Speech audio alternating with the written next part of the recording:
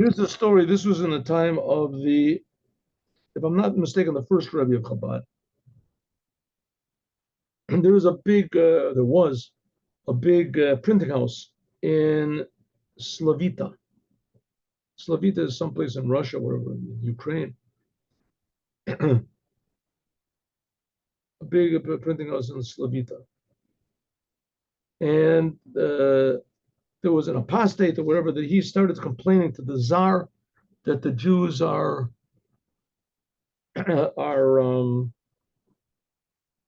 speaking against their God, against their religion. We have to close down the printing houses. Close down their printing house. But that was a big blow to Judaism, because Judaism depends on books. And even just the most minimal, books, the prayer books, or books of learning, etc. To close this down would be a big blow. So they didn't know what to do, how they could get. So there was the minister of of culture, said in Petersburg, and he was the one that really had the keys to this thing. He could do it. He was a big anti-Semite. That was a big anti-Semite, and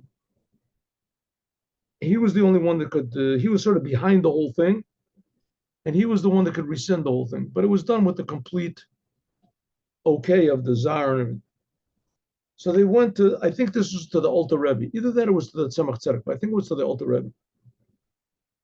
And they told him the story, and the Alter Rebbe said, you have to go to this city, this little town, and there is a teacher there, an old Jew, and tell him to go with you.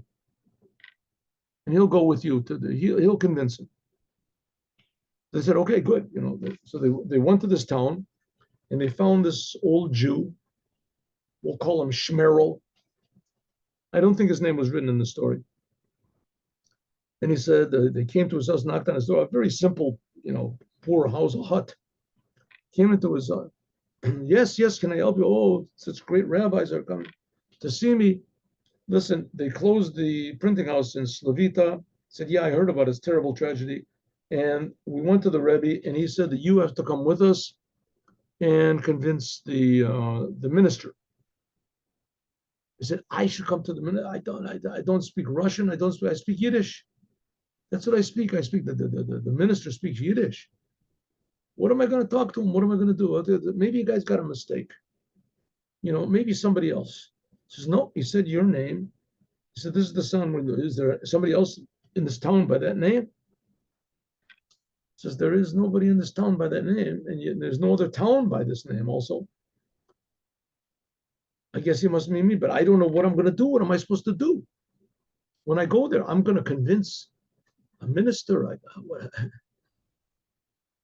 Who am I who's a minister? He's not going to see me. But if the Rebbe says I should go, so I'll go. So they all went to Petersburg. I guess that's where the center of all the big official government buildings were. And they went and they secured a meeting with this minister. It was very difficult for them to get in. And the minister is a big anti-Semite anyway. And they secure, the minister comes out, and he looks at the three people, two Chassidim, and also this old guy. And he says, you just want to see me? All of a sudden he looks at the old guy and says, okay, come in. You want to see me? He says, yes, we've had, we set this up already weeks before. Why come in? But don't take too much time. And too much time. So, and they sit, and he looks at the old man. Oh, no. I got the story. I'm sorry. No, I remember the story. He says you have to take the old man. They try to arrange a meeting, and it doesn't work. They won't meet them. So they figured, okay, the Rebbe told them to go to Petersburg, and that they have to walk and go make a meeting with this person. They can't make a meeting, so they decide to walk on the streets. So they walk. They're walking on the streets, and they're walking. They walk a day, 2 days, 3 days. The Rebbe told them to be in Petersburg.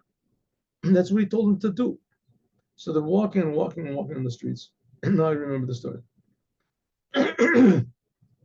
one Shabbat, they're walking in the streets, and they're walking in the streets, and a big official from the Tsar is walking on the street opposite them. And of course, they move aside to let him go. And as he's walking, he looks at the old man. That's the story. He looks at this old man that they brought, and the old man, he's already had it. They've been walking the streets like for days, for weeks, and his feet hurt him, and he's not used to doing this. But the Rebbe said, so he gives this look at the old man. He stares at him as he's walking by.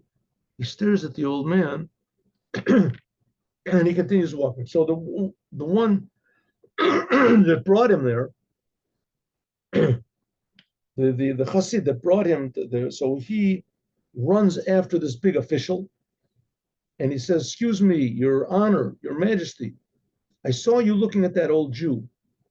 Is there some reason that you're looking at him? Is there some reason?" He said, "No, just forget the whole thing. Forget it. Nothing." Good. The next day, they're walking on the streets, a couple of days later, and they saw the same man. Same thing happened. And he's also staring. He's staring. So again, the Chassid goes over to him. The Chassid, as far as I know, his name was Monison, and he was a very rich Chassid. He was a very rich person. So he was used to, aristocracy. So he could talk to them freely. So he said, "Why are you here?" So he said, "We want to make a meeting about this." He says, "Okay, you know what? My office is such and such a place. Come to see me."